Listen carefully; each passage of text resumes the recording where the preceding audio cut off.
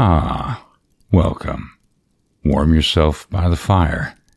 Have a seat or snuggle up in your favorite spot and, well, let me tell you a little bit of a different story today.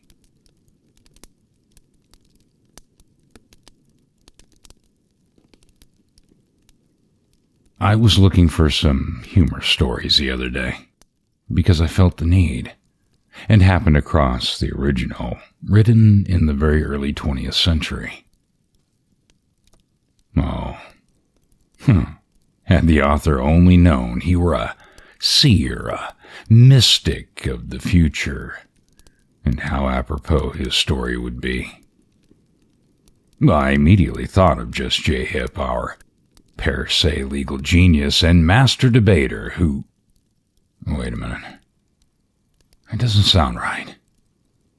Anyway, with the picture forming in the ever-increasing and echoing spaces of my mind, his soft fingers on a chalkboard-like jarring tones whispering in my ear, and through streams of joyous tears, I began to take, shall we say, literary license to more tailor the story in a humorous tribute or remembrance, depending on how he takes it and if he ever speaks to me again.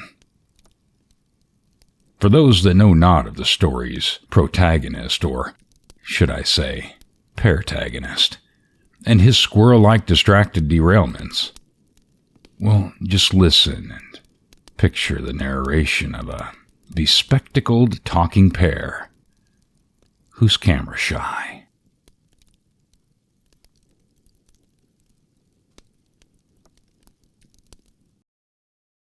I look into my mirror, dear reader, and what do I see? Well, nothing so frightfully hot, believe me. The face is a chiseled, marbled pear-like slab, the ears, large leaves like that of a fruit-bearing tree, fastened at right angles. Above the unibrow and Cro-Magnon-like ridge comes a stagnant sea of bald forehead stretching away into the distance with nothing to relieve it but a few wisps of lonely hair, much like a sailor lost at sea, praying for land. The nose is unremarkable, the eyes dull like those of a confused fish, not in the best of health, and often smells burnt toast.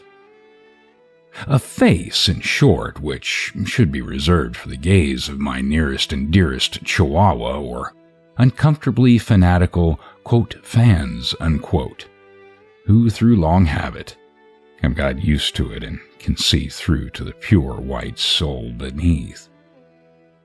At any rate, a face not to be scattered about at random and come upon suddenly by some schizophrenic person, those prone to epileptic seizures, or dogs with a nervous bladder. Sorry, dear, I'll get you some more pee pads. And yet, just because I'm an author, I have to keep on being photographed.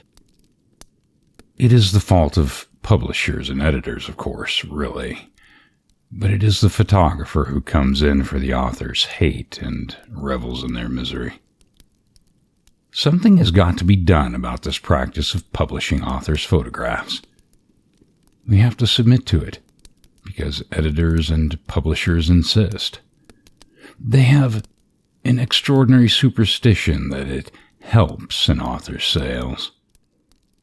The idea is that the public sees the photograph, pauses spellbound for an instant as if a first year at Hogwarts, and then, with a cry of ecstasy, rushes off to the bookshop and buys copy after copy of the gargoyle's latest novel.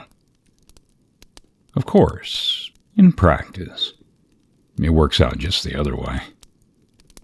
People read a review of an author's book and are told that it throbs with a passion so intense as to almost be painful. And if this should happen to you for longer than 4 hours, or to the point of pain, seek medical attention. and are on the point of emptying out their child's money box to secure a copy, when their eyes fall on the man's photograph at the side of the review, and they finally find that he has a face like a pear, hair follicles that appear as though they are stuck in a perpetual game of hide and seek, and wears spectacles. And this man is the man who is said to have laid bare the soul of a woman with his wit is that of a scalpel. Naturally, their faith is shaken.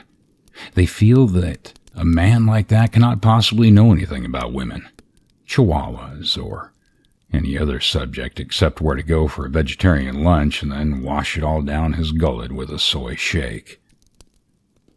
Well, the next moment they've put down the child's pilfered gains and the author's 10%, or whatever it is, to end the disappointing affair.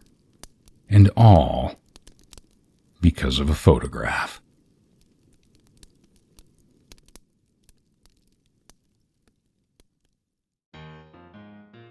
For the ordinary man, the recent introduction of high art methods into photography has done much to diminish the unpleasantness of the operation. In the old days of crude and direct posing, there was no escape for the sitter. He had to stand up, backed by a rustic style, and a flabby canvas sheet covered with exotic trees and glaring straight into the camera. To prevent any 11th hour retreat, a sort of spiky thing was shoved firmly into the back of his head, leaving him with the choice of his picture being taken as he stood, or having an inch of steel jabbed into his skull. Modern methods have changed all that, though nonetheless disappointing for a pair. There are no photographs nowadays, only camera portraits and lens impressions. The full face has been abolished. The idea of the present-day photographer is to eliminate the sitter as far as possible and concentrate on a general cloudy effect, which, in the per se master orator's case, does help a little. I have in my possession 2 studies of my Uncle Theodore, one taken in the early 1890s and the other in the present year. The first shows him evidently in pain, staring before him with a fixed expression. In his right hand he grasps a scroll, his left rests on a moss-covered wall, and 2 seagulls are flying against a stormy sky. As a likeness, it is almost brutally exact.